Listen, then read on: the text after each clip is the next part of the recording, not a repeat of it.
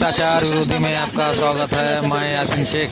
तो आज हम आए वाले हैं लातूर के गांधी चौक में। यहाँ पर दलित समाज का आंदोलन है, आप यहाँ पर देख सकते हैं। म्हणजे 84,000 स्तूप मी अनेकांना प्रश्न मांडला की बाबा सम्राट अशोकाने काही तत्वज्ञ लोकांचे काही वेदना होते कोविडच्या काळामध्ये। मी एखाद्याला म्हणले की बाबा तुम्हाला काही पुरावे सापडतात की आपल्या सम्राट अशोकाने जे 84,000 स्तूप त्या ठिकाणी बांधलेले होते ते कुठे गेले, ते निषेध राहिला, त्याला काहीही सांगता आलं नाही।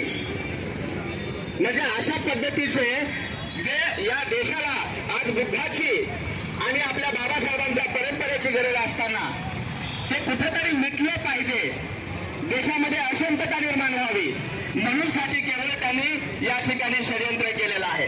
आपण बघतो देशावर केवळ 2% ब्राह्मणांचं वर्चस्व या देशामध्ये आहे आणि राजकारण कशा पद्धतीने चालतंय तुम्हाला आम्हाला माहिती आहे। इथं आपलं भविष्य सगळं जे पूर्वीची गुलामी व्यवस्था होती ती गुलामी व्यवस्था आणण्याचं काम येथील प्रशासन करत आहे।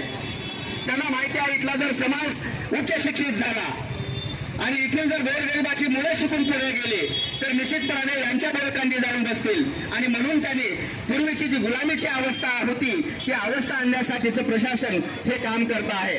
त्यांना कुठलेच बुद्धाचे विचार मान्य नाहीत आणि अशा पद्धतीचं हे केवळ षडयंत्र करून तुम्हा आम्हाला आपल्या संस्कृतीपासून आपल्या बुद्धाचा वारसा जोपासला नाही जावा म्हणून डावलण्याचं काम येथील प्रशासन करत आहे। माझ्या तमाम सर्व बांधवांना मी या ठिकाणी सांगतो, आदरणीय सर्व बनते जे आहेत आमच्या माता भगिनी सुद्धा रस्त्यावर आलेल्या आहेत। मी याच्या पलीकडे जाऊन सांगतो हे तर साध्या स्वरूपाचं आंदोलन आहे, केवळ आपण या ठिकाणी निषेध व्यक्त करतोय, परंतु याच्यापेक्षाही तीव्र आंदोलन जोपर्यंत होणार नाही तोपर्यंत इथल्या प्रशासनाला जाग येणार नाही।